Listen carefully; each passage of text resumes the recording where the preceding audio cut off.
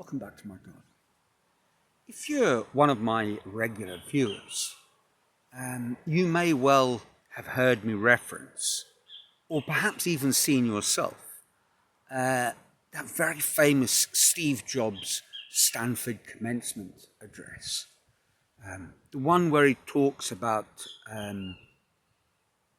joining the dots, connecting the dots backwards. About how you can't connect the dots forward. It only makes sense kind of when you look back on it and you have to trust your gut. That they will somehow join together. You can't plan out into the future some sure, guaranteed, step-by-step process that will lead to an ideal end destination. It's a very popular address, and he makes a fair amount of sense in what he's talking about.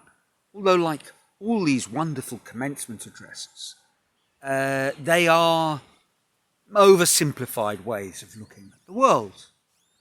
And I started thinking about it this morning, which is why I've I said I'd be away for a while and time pressures, but I really want to make this video because it struck me that, I wasn't very satisfied with this as a way of making sense of our lives, as popular as it has become.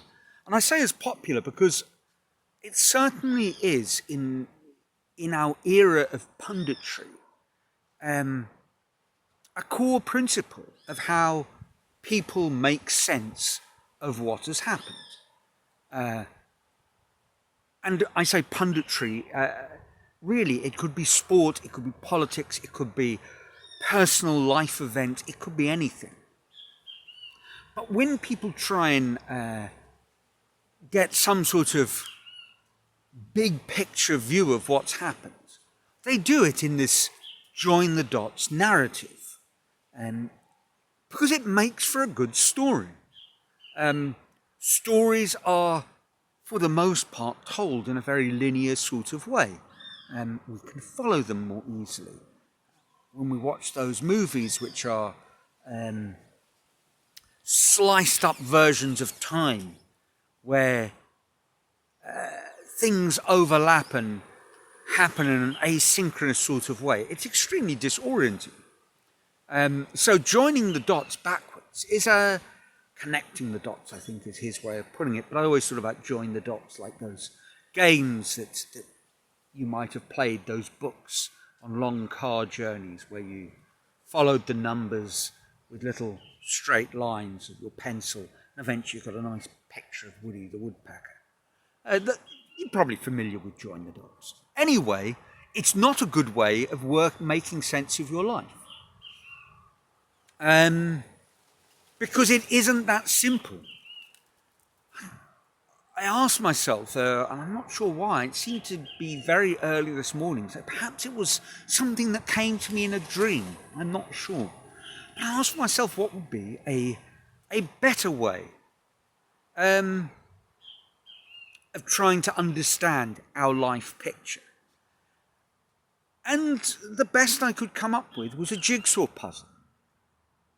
Things happen in your life, little pieces, and at a certain point, rather than saying, I am here, how did I get here, and finding a trail of breadcrumbs back to your youth that somehow makes sense, the truth is, when we look at the picture of our lives, there's this enormous number of unconnected events that have somehow been stitched together, and it gives us a finished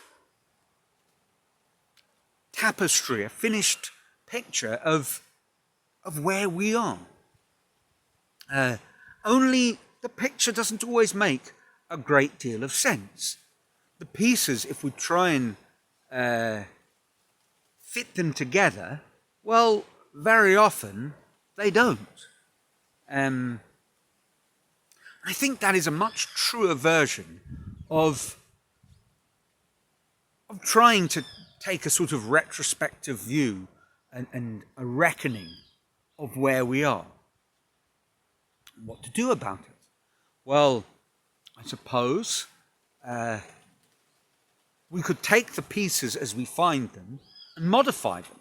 I mean, you can't modify them by going back in time. The arrow of time moves in one direction, we are told, and it seems to be the case. It would cause all sorts of Star Trekian problems if it didn't.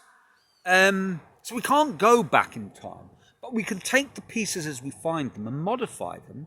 And I suppose that is what the self-improvement industry suggests we do. Take stock and then correct with little snips and polishings of the pieces of your life. Or perhaps, if you find when you look at that picture that it would be so much better if you replaced bits of it or filled in bits of it with new pieces, you could go about making those new pieces. I have a feeling that for a lot of people, when they finally do take stock of their lives, and I say a lot of people, a large collection of very non-Socratic folk that don't live by the dictum that the unexamined life is not worth living. So those folk have simply never examined their life. They've kind of lived it, and that's fair enough.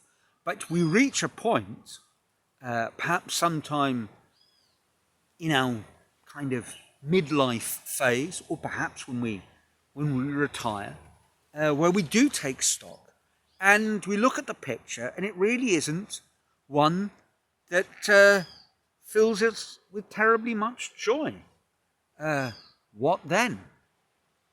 I mean, you can't put the pieces back in the box and try a new jigsaw puzzle.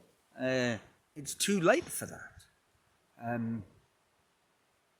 Or perhaps we look at our picture and we find that we have an enormous number of copies of quite literally the same piece. And I think that is very much how the modern world, to some degree, asks us to live our lives. To do similar things, collecting more of the same stuff. There's a little spot in your picture, and the world tells you that it needs to be filled by a car.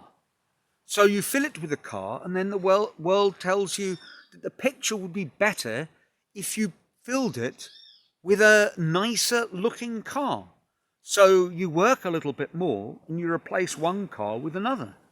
But at the end of your life, or let's not be too morbid, in that middle age phase, when you look at the collection of cars that you've bought and sold and collected,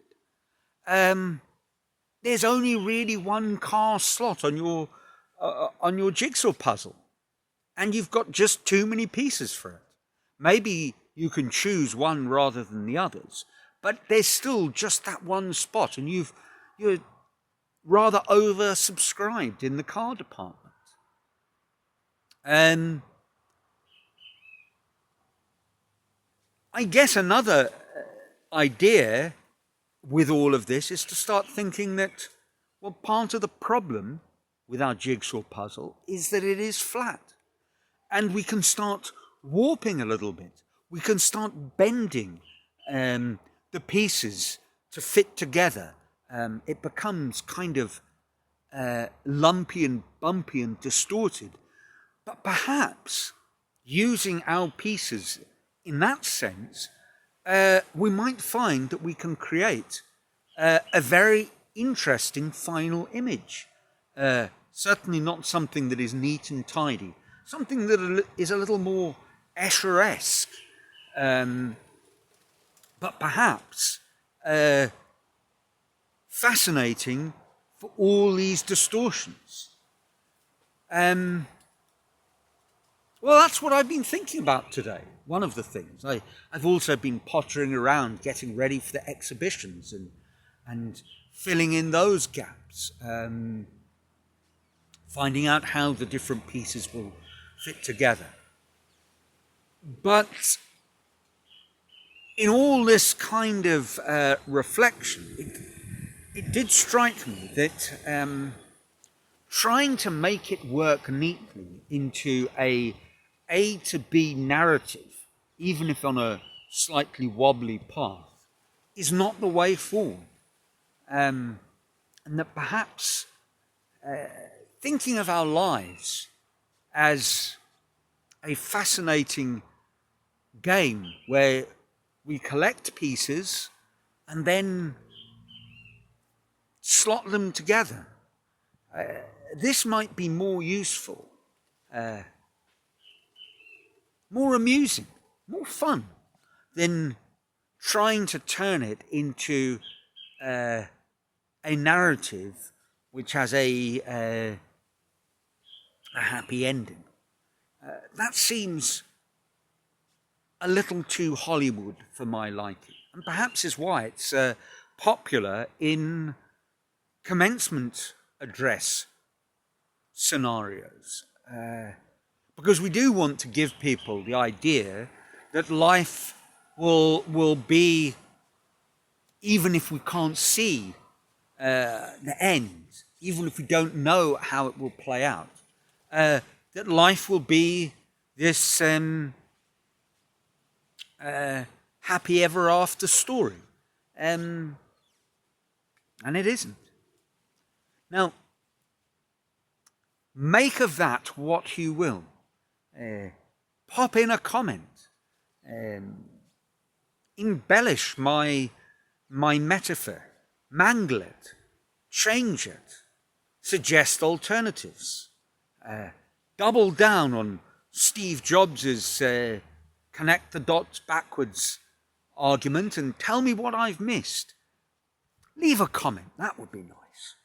At any rate, I hope that your lives are filled with joy, that if you were to look at the picture at the moment, even if it is somewhat incomplete, it gives you pleasure and suggests interesting areas where you can start hunting down, accruing, looking for new pieces to fit in, or perhaps new creative ways where you can rearrange the ones that are already there. I, for my part, will go away and carry on preparing for the next couple of exhibitions. Should be a lot of fun. So that's it for this week. From sunny Brazil, ciao.